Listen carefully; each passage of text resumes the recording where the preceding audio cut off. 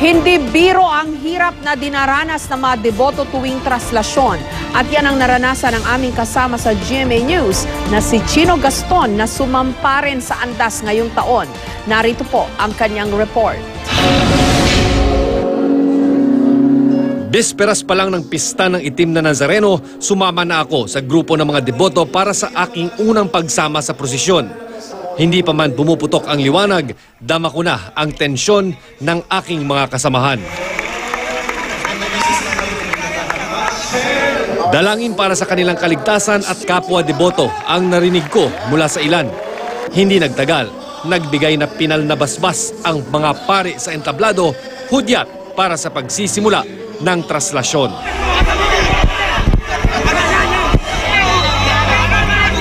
Namangha ako sa pambihirang pagsubok na hinaharap ng mga deboto na sumasama sa andas. Sarami ng nagtutulakan at nagsisiksikang deboto. Sige, una! Ako minuto na kami dito. Iba rin na umuusan dahil sabi nga tulakan ng tao. Hindi ba nagkakasa yung panisga, yung pamilya. Mainit, masikip at halos hindi ako makahinga sa tila dagat ng tao sa palibot ng puon.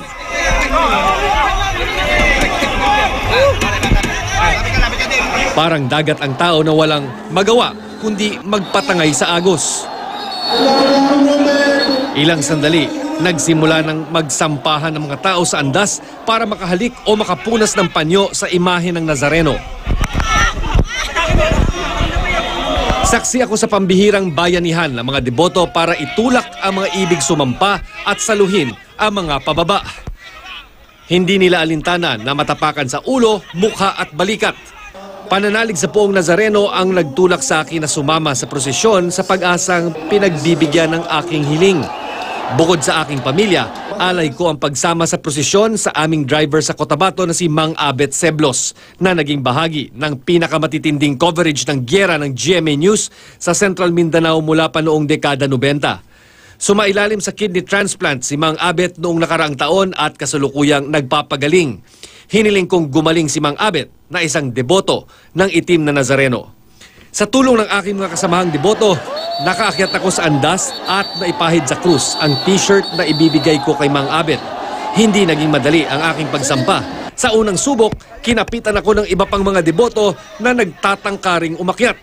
Sa pangalawang beses, halos matabunan na ako ng iba pang deboto. Nang ako'y makababa, ilang beses akong tinamaan sa ulo ng siko, paa at tuhod habang nandidilim na ang aking paningin dahil naubusan na rin ako ng lakas at hangin. Pero gaya ng mga deboto, hindi ko ito minasama. Di ba kayo natatakot? Parang medyo delikado rin, di ba? Hanggat malakas, hanggat kaya. Alam nila mahirap ang dadanas. Mahirap sa kailangan manalig ka lang sa kanya.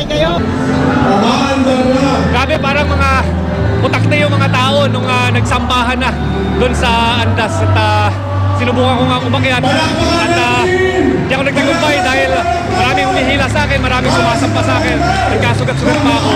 Kaya masasabi ko lang talaga, napakatatag talaga na pananalig nitong mga deboto para taon-taon ulitin nila ang ganitong karanasan. Lumipas man ang pagod at sakit ng aking katawan, buong buhay ko namang baon ang pagpapaalala sa akin ng puon ng pananalig hindi lamang sa Diyos, kundi sa aking kapwa-tao. Chino Gaston, GMA News.